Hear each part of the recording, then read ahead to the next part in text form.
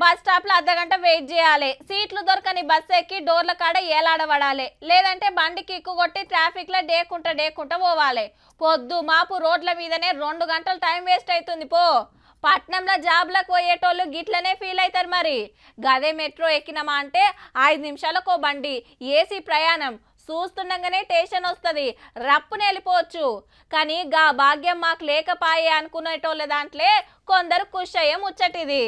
Medchal public మురిచిపోయేది, షామీర్పేటోళ్ళు సంబరపడే ముచ్చటేందంటే అట్రోకు metro రైలు రాబోతున్నది. Paradise కెళ్ళి మేడ్చల్కి 23 కిలోమీటర్లు, JBS కెళ్ళి షామీర్పేటకి 22 కిలోమీటర్లు, మొత్తం 45 కిలోమీటర్లు పట్టాలు వరుస్తారట. ఏ రూట్ల పిల్లలు రెయ్యాలి, ఏడేడ స్టేషన్లు కట్టాలి, ఎంత ఖర్చు అవుతుందో రిపోర్టు తయారు చేయమని ఆఫీసర్లకు ఆర్డర్ వేసిండు సీఎం సారు. 3 నెలలకి పనులు ఒడిపించి పిల్లలు రేస్తానికి ముహూర్తం పెట్టుడేనట.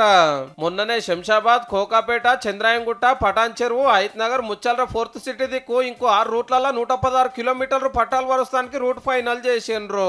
ఈ 2 రూట్లతోటి హైదరాబాద్ కు తూర్పు, పడమర, దక్షిణం దిక్కులు కవర్ అవుతున్నాయట. మరి ఉత్తరం దిక్కు ఉత్తగానే ఇడిచిపెడితే ఎట్లా?